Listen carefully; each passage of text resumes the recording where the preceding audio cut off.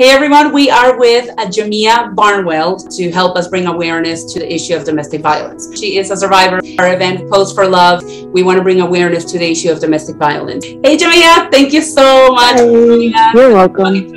How did you meet this person? How did the relationship start, your abuser? We met at work, became its own little relationship. And how was the relationship at the beginning? He was super nice. It was like something that I never experienced before. It was all, about me in a sense. What do you want to do? How do you feel today? What do you like to do? It was kind of like he was picking me apart to find out what my weaknesses were so then he could eventually use them against me. It was fun at first, and then the little things started to occur. Smaller things turned into making it about him when I didn't realize that. And I was like, oh, well, maybe he just wants to spend time with me, so let's do this then instead. And I would slowly pull away from what I wanted to do to navigate towards what he wanted to do. So do you feel like it was a gradual change? Absolutely. Oh, absolutely. It was slow manipulation. It was more of pulling me away and isolating me from other people that I wanted to be around,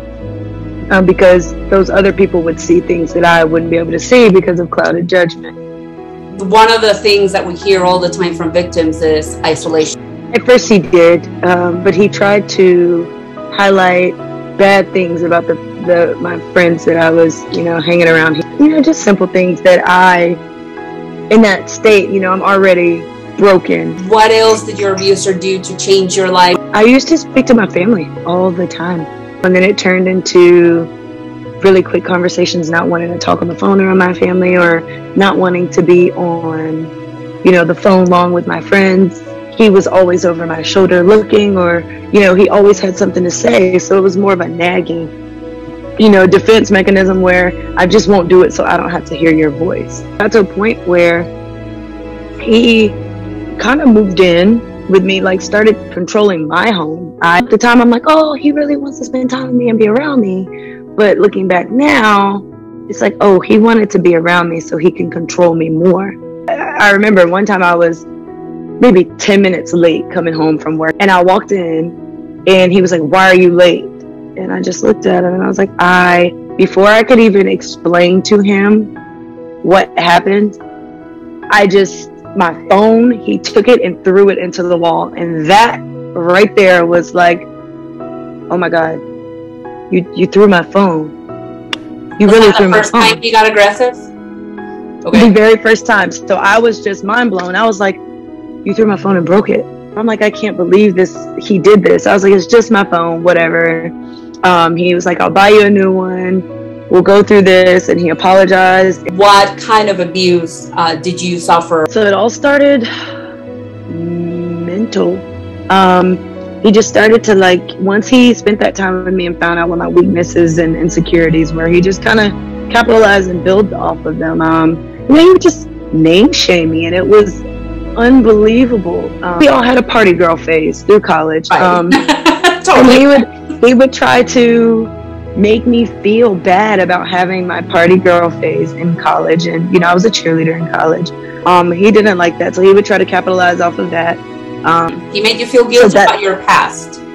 And that's what he was like, oh, well, nobody's gonna want you because you did that, but I'm taking the time to get to know you and see you for who you have the potential to be and who you are now, not what you used to be. He made me believe that I wasn't good enough for anyone or good enough for anyone, like anything. The verbal abuse is the worst, and I tell people that because you never forget. We were arguing one time, and he literally looked at me and was like, you're not good for anything but laying on your back.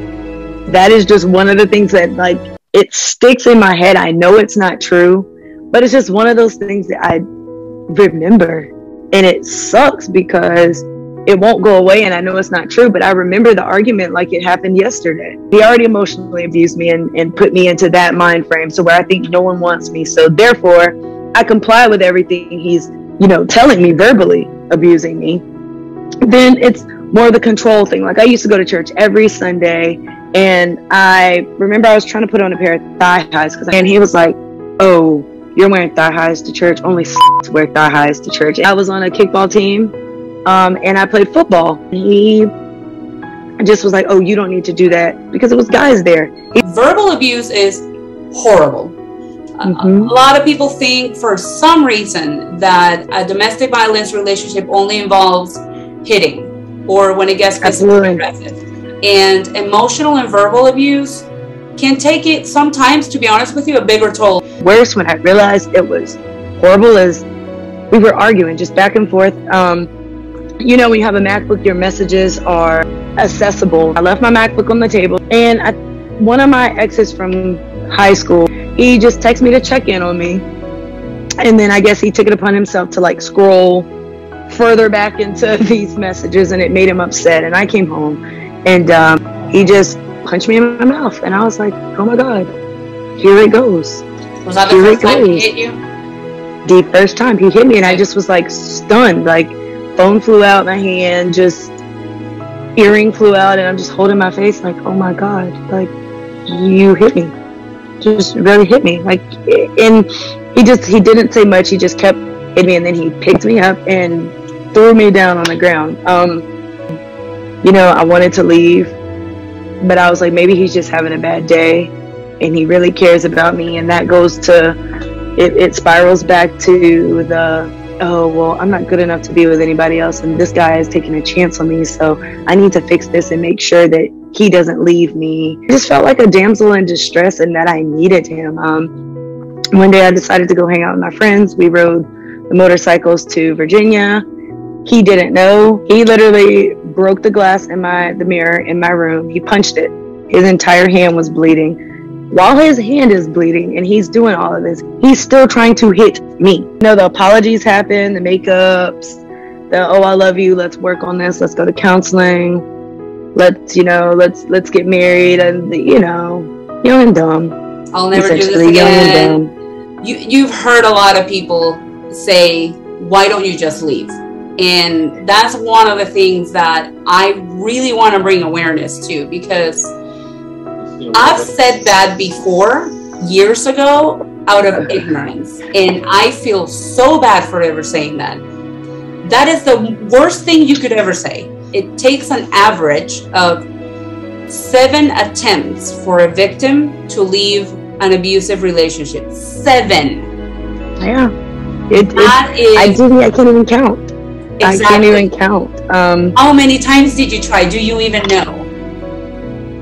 I don't, because every time it was the hit and leave, it was he'd hit me, we'd stop talking for like a day or two, and then he'd come back and, the apologies, I'm sorry, I won't do this again, and blah blah blah, and then we get back. Things would go smooth for a while, and then we're right back at this, right back at the root of the problem. Going back to the statement that you said, the worst thing that you can say to someone is, why don't you just leave, or why didn't you leave?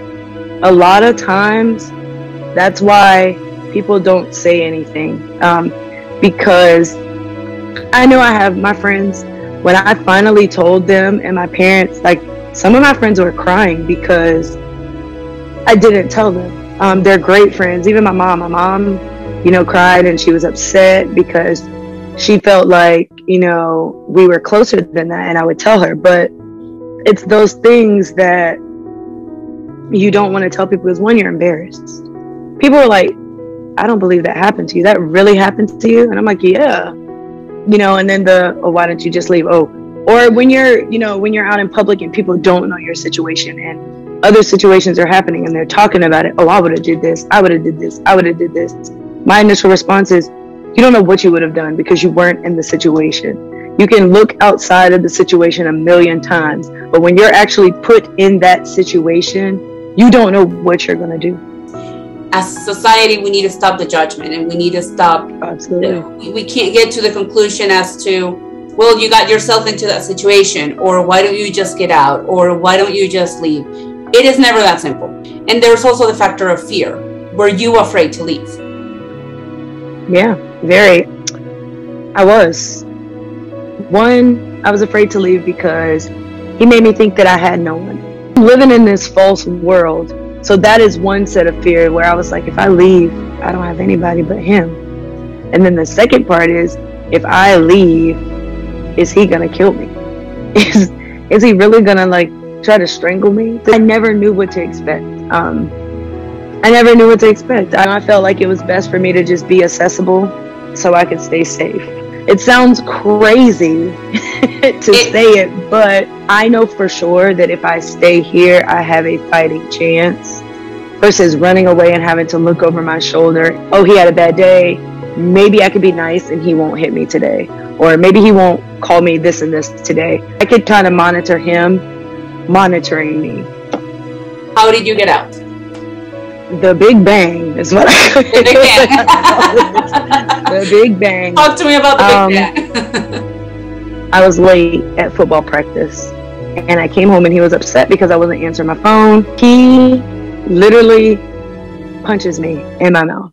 And I'm like, oh, it's on now. Game on. Let's go. You were fighting at this point. Yeah. So we're fighting back and we're just fighting in there, and he got me. He hit me. I can't remember whether he hit me in my head or what, but I literally was laying on the floor in my bedroom bleeding. He hit me. My hand was bleeding. I tried to stop myself, so there was blood on the wall. There are holes all over the walls, and that was the thing too. I was hiding the holes in my place so people wouldn't know what was going on. It was bad. So in my bedroom, and I just was laying there. And then he broke my phone, so I couldn't call anyone. But I did have a work phone that I kept in my drawer, a little work flip phone. Okay. I managed to get to it and call. I didn't. Now this sounds nuts, and I should have done it differently. I didn't call the police. I called his dad. Wow. I called his dad and I told him what was going on and that he needed to come get him. But I am laying on the floor in my bedroom, and where I was laying at, I could see down the hall to the door outside, and the sun is peering in from the living room. So all I see is a big ray of sun, me laying on the floor, and the door.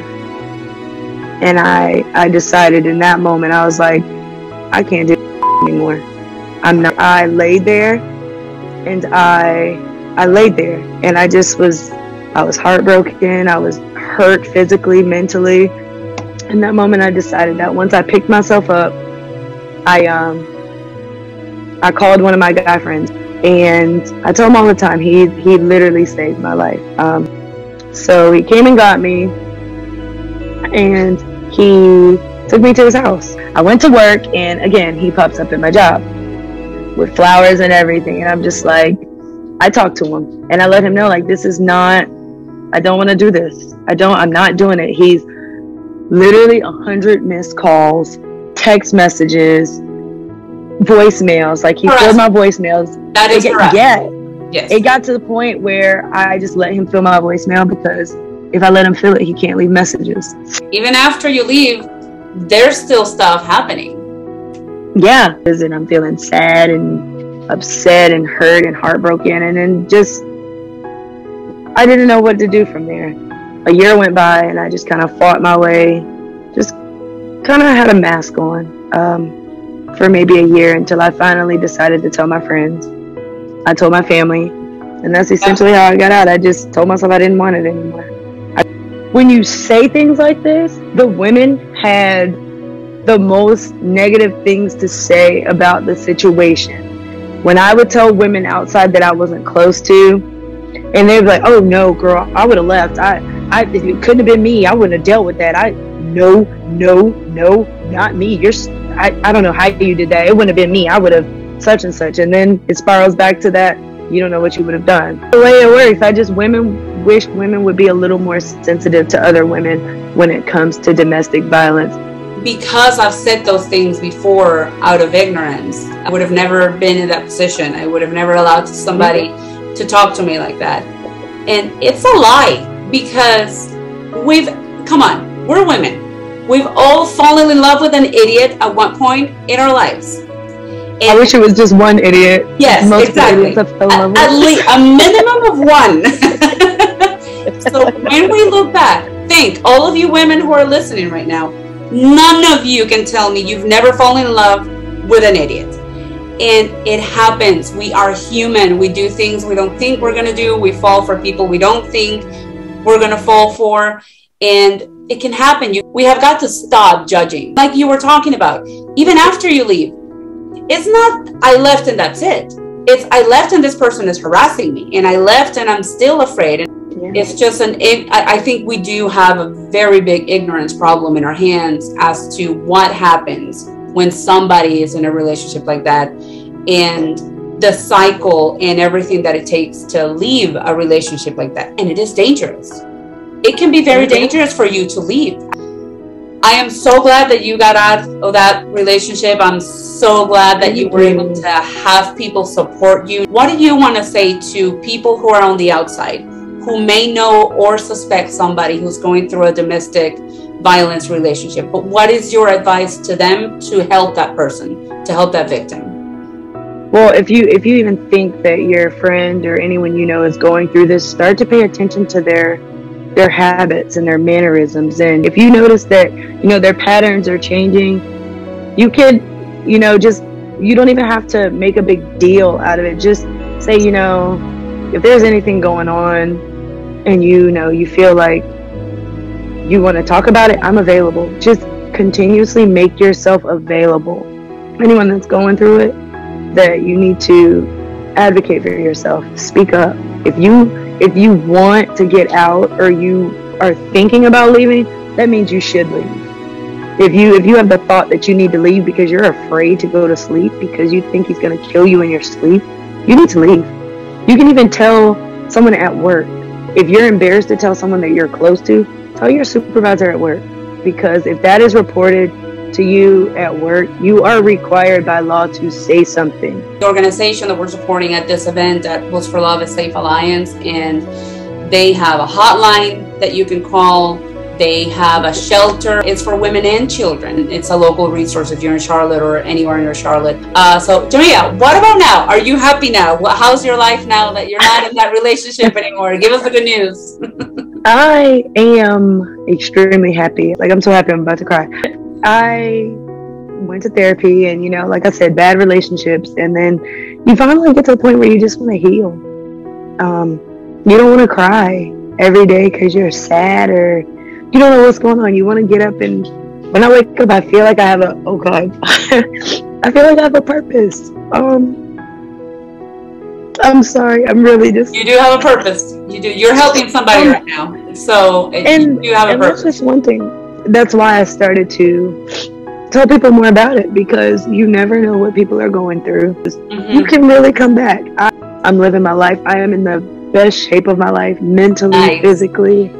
I have a great support system, have a new guy that's just honestly just amazing. Once you heal, you're just like, let's go. Like, let's get it. This is going to be the best year. I'm fully healed. I'm happy, and I'm actually, ready to be more of an advocate than I've ever been. One person that you get to with your story, you save a life. Absolutely. Yeah, you were able to come back. It's all about how you control it. I want to be the only person driving the car for my life, and you have to want to be good and be better. And I want a family. I want kids. I want everything my parents gave to me. I want to be able to give my kids that. And you can't do that being sad all the time or being scared for your life. You gotta heal and be ready to pour all that love into someone else. You are a true hero. Now you're working on yourself all the time, and you're happy, and that makes me so happy. And you are going to help so many people with your story. Thank you for letting us ask you this question. I am forever grateful for you to share your story with us. What last words do you want to say before we say goodbye? Just remember what you want out of life and what you deserve. Remember how you want to be treated. You shouldn't settle for anything less.